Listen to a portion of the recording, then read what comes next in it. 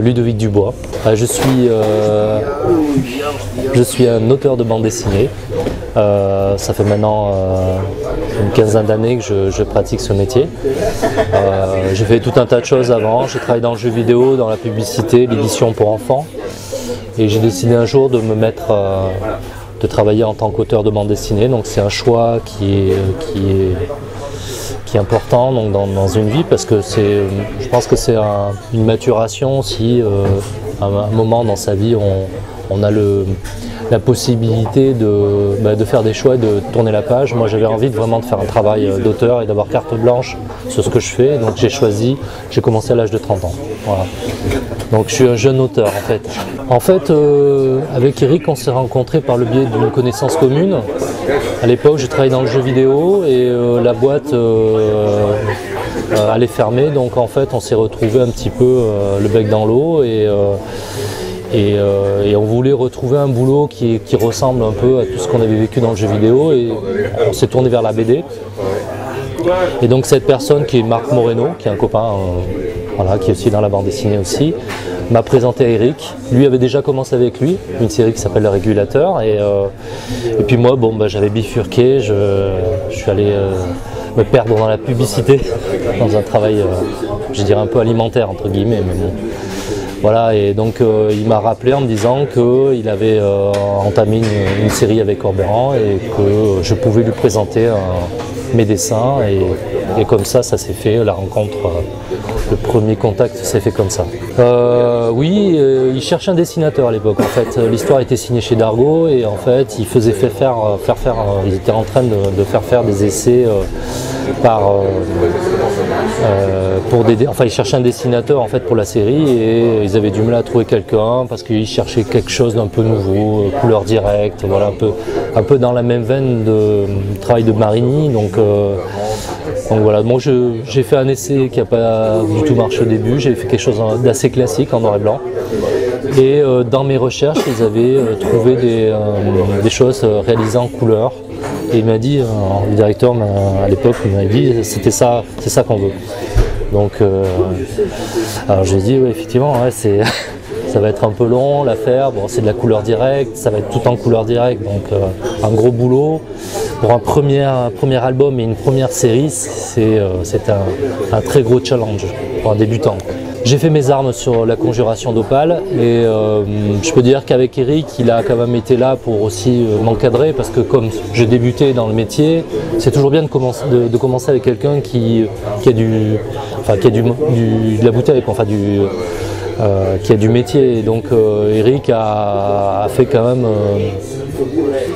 m'a montré un petit peu comment ça fonctionnait. Voilà. En gros, il est devenu mon scénariste. On a fait du coup une seconde série chez Glénat. Voilà. Et puis on a fait en fait 2 belles séries ensemble qui ont plutôt bien marché. Donc voilà.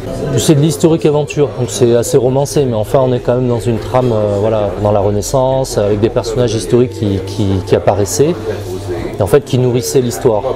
Là dans Métronome, c'est une fable futuriste, c'est de l'anticipation. On imagine une ville, une grande capitale européenne, et effectivement on imagine une ville qui se radicalise, et toute la problématique qui va avec.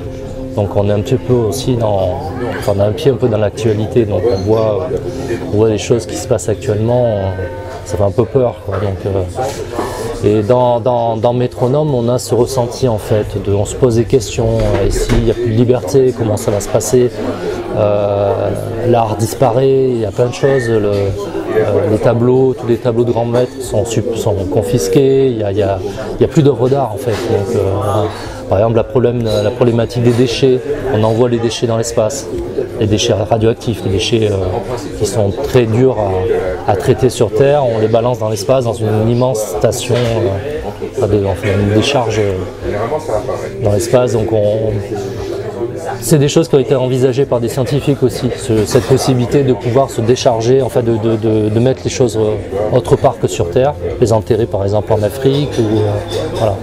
Donc c'est des petites choses qu'on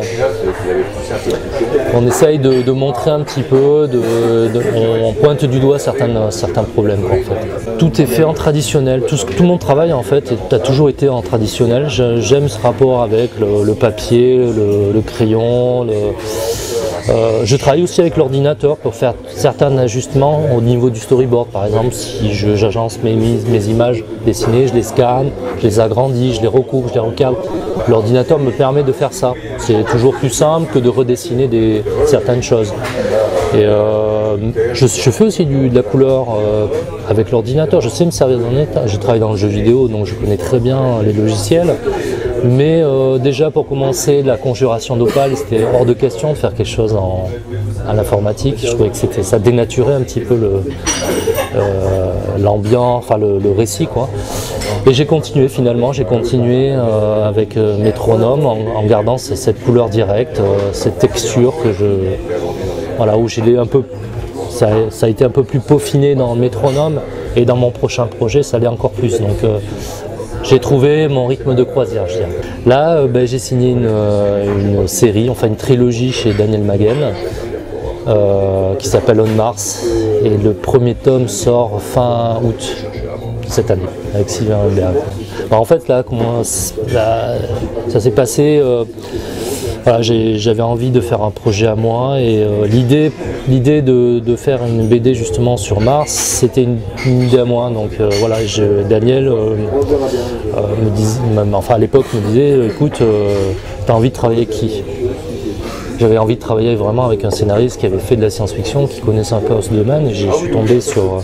Enfin, je connaissais déjà ce qu'avait fait Sylvain sur Orbital, par exemple, qui est une super série, et j'ai trouvé ça fabuleux, et donc j'ai proposé à Daniel qu'on se rencontre, et on s'est rencontrés sur Paris. Je lui ai dit, voilà, j'ai envie de faire quelque chose sur Mars, est-ce que ça t'intéresse, est-ce que tu as envie d'écrire quelque chose? Et il m'a écrit un scénar sur mesure, quoi. Donc, la technologie a évolué, on terraforme Mars, c'est-à-dire qu'on part sur Mars, on crée un nouvel Éden, un nouveau départ pour l'humanité. Et sur Terre, on ferme toutes les prisons, parce que sur Mars, on a besoin d'une main-d'œuvre impressionnante. Et donc on ferme les prisons, c'est un consensus planétaire, on ferme les prisons et on envoie tous les prisonniers sur Mars dans les différents puits de forage. Voilà, il y a l'acheminement de l'eau, pour la terraformation, on plante des arbres énormes pour créer l'atmosphère, des choses comme ça. On est dans quelque chose de très réaliste finalement. Il n'y aura pas de présence alien, on sera vraiment dans un contexte carcéral où tout sera surveillé par des drones, avec des présences humaines, mais il y aura les colons qui seront à l'extérieur, qui regarderont de loin ces ouvriers travailler, qui seront dans un confort hors norme, eux, donc ce sera l'espèce de contraste. En fait, des prisonniers meurent chaque jour pour leur confort, en fait. Ça répète aussi un petit peu l'histoire avec ce qui s'est passé en Australie, aux États-Unis aussi, où on est amené à faire travailler tous ces prisonniers. Voilà. Il y a un côté un peu inhumain à tout ça, mais quand on voit les choses, on se rend compte que l'histoire se répète finalement, donc on répète un peu les mêmes erreurs.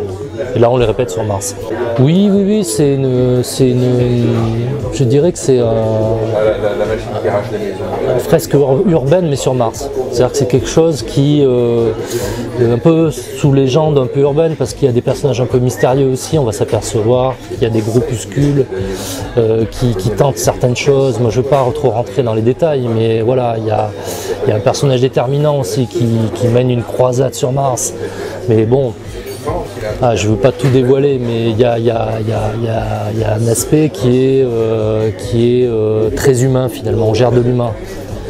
Beaucoup de psychologie, c'est très dur finalement, c'est sans concession, on est vraiment dans un univers terriblement dur et impitoyable, quoi. Oui, peut-être, il y a un peu de Jodorowsky, on est dans l'anticipation finalement, pas vraiment un truc de science-fiction, pas du space opéra, on est dans quelque chose de finalement, et si c'était possible, effectivement, voilà, on s'est donné cet objectif en fait. Ça va être classique, je vais dire Giraud pour le côté réaliste français. Beaucoup de dessinateurs américains aussi, j'aime Travis Charest, des dessinateurs comme ça. Beaucoup d'auteurs de comics, je ne vais pas tous les citer, mais voilà, c'est des auteurs très réalistes. Donc voilà, je suis très inspiré aussi du cinéma. Donc j'aime bien le travail qu'il fait en amont dans le cinéma, le design, tout ça, ça m'inspire. La bande dessinée aussi, mais voilà, c'est une question dure. Hein. Je sais pas, Giraud justement, cette double personnalité qu'il a dans le métier, qu'il a eu dans le métier. Il a touché un peu à tout finalement. Cette aura qu'il a aussi, cette aura internationale. C'est quelqu'un de très respecté au Japon.